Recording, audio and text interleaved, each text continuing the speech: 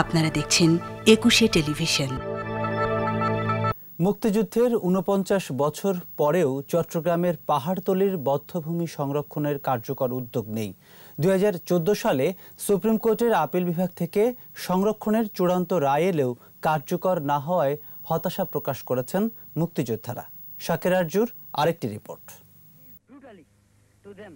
৭১-এর March থেকে December পর্যন্ত পাহাড়তলীর বধ্যভূমিতে train থেকে নামিয়ে এবং আশপাশের এলাকা থেকে ধরে এনে হত্যা করা হয় ৫,০০০-এর বেশি বাঙালিকে।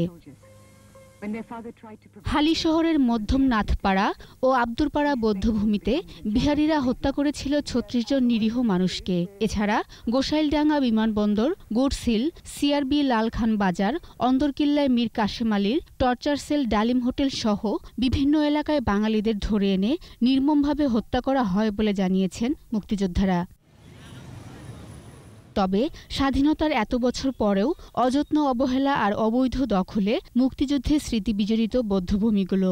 আমরা ৩২টি জরিপ করেছি গণহত্যা জাদুঘর থেকে, প্রত্যেকটি জেলায় জেলায়। মুক্তিযুদ্ধ প্রজন্মের আবেদনে ১৯৯৮ সালে তৎকালীন প্রধানমন্ত্রী শেখ হাসিনা ২.৫ একর জমি অধিগ্রহণ করে পাহাড়তলী বধ্যভূমিটি সংরক্ষণের নির্দেশ দেন। পরে জোট সরকার এসে ওই প্রকল্প বাতিল করে। সরকারের ওই সিদ্ধান্তকে চ্যালেঞ্জ করে মোহাম্মদ জাফর ইকবাল, মুনতাসির মামুন সহ ৮ বিশিষ্ট নাগরিক হাইকোর্টে রিট করেন। এই নিয়ে অনেকগুলি রিট করেছে। ২০১১ সালের ১৬ জানুয়ারি হাইকোর্ট রিট নিষ্পত্তি করে দিলে আবেদনকারীরা আপিল বিভাগে যান। আপিল বিভাগ ২০১৪ সালের ১৭ মার্চ বধ্যভূমিটি সংরক্ষণের আদেশ দেন। আমলাতান্ত্রিক বিভিন্ন জটিলতার কারণে সেটি সংরক্ষিত হচ্ছে না। হাইকোর্টের রায় অনুসারে উপজেলা নির্বাহী অফিসারদেরকে বলুন এগুলি সংরক্ষণ করতে। এরপর পেরিয়ে গেছে বেশ কয়েকবছর, বাস্তবায়ন হয়নি রায়। পাঠানো হয়েছে আদালত অবমাননার নোটিশ।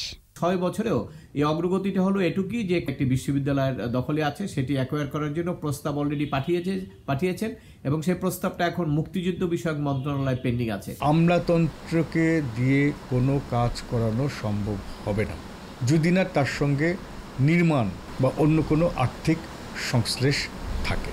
সারা বাংলাদেশে এ পর্যন্ত হাজারখানেক বধ্যভূমি শনাক্ত করা হলেও সংরক্ষণ করা হয়েছে মাত্র ৩৫টি। শাকের আরজু, একুশে টেলিভিশন, ঢাকা।